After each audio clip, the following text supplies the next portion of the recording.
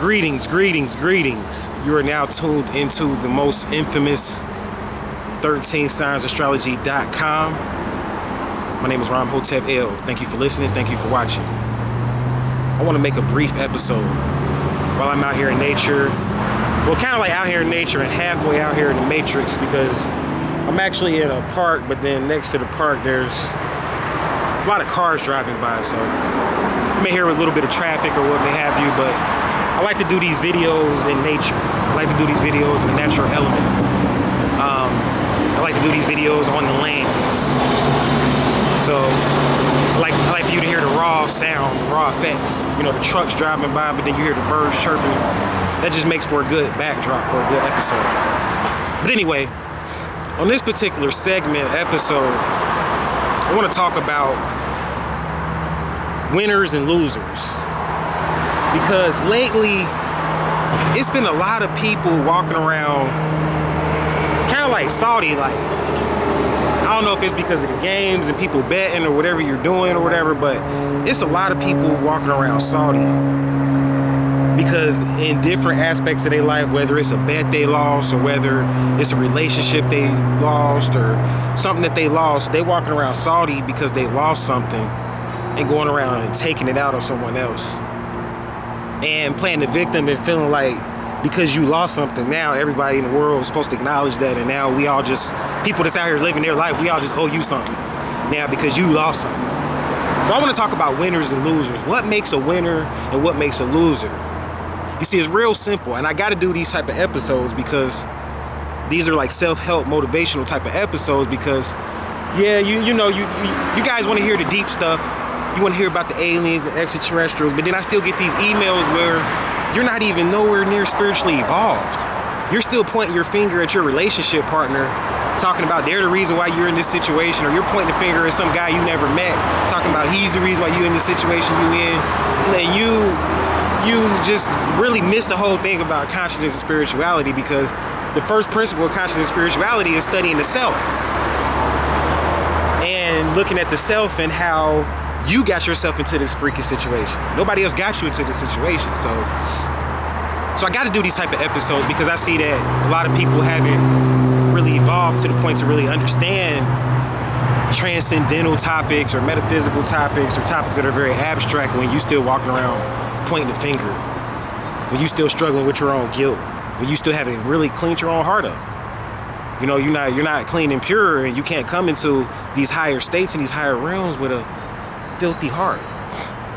So I want to talk about briefly what makes a winner and a loser, and it's simple.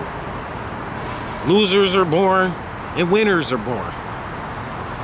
What do I mean by that? See, you're losing if you're doing something that you weren't born to do.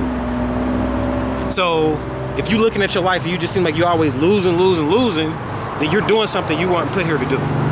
That's why you always lose. Winners are born. If you're winning in life, you're doing what you was meant to do at that particular time. And see, and this is why a lot of this is based on understanding who you are in your natal chart, because you have certain things that you're geared towards. Like I always teach, you have different houses.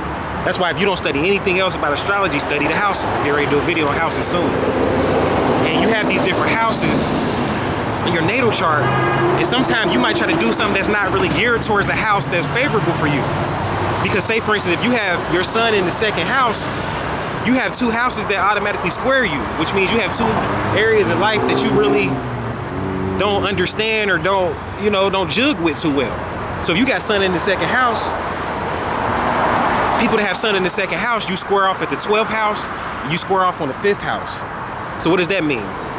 This means that pretty much when you understand the 12th house, that's understanding spiritual topics, metaphysical topics, helping people and things of that nature. So you have a hard time grasping that part of life if you have sun in the second house. It doesn't mean that you won't ever master it, but it's harder for you to master that particular area of life. So you may not want to get into being like a healer or helping people, in particular when you got sun in the second house, because second house deals with materials and resources, and if you don't have a certain amount of money, you're going to get worried. Now, because you don't got enough money or whatever to make it, and healers, we go through times where we might not have anything. It's like, it's not really controlled because it's a business of helping people. So you go through times where you might not have a lot of money, you go through times where you may have it all. And that's something you gotta accept, so you may not accept that. So that's an area that you square off on. So you may be trying to be a healer or something, but it may not be geared towards your natal chart to be a healer. Just like you may be trying to be an accountant, and it may not be geared towards your natal chart to be an accountant. So winners and losers are born. And what I mean by that is that you are winning if you're doing what you meant to do, if you're doing what you was born to do. If you're doing what you was meant to do, you're winning. And period. And you're losing if you're going against the grain. In the Tao Te Ching, they talk about going against the Tao. And when you go against the Tao, you go against the wave. You're going against the flow. It's like swimming upstream. It's much harder. You're going to get bruised and bumped. And it's going to be a lot more turbulence trying to swim upstream. Whereas if you're just trying to swim downstream, that's going with the flow. It makes life a lot easier. So winners are born because they find out. See, winners, they know a lot about themselves. They spend a lot of time by themselves. Michael Jordan didn't become a winner by being around everybody.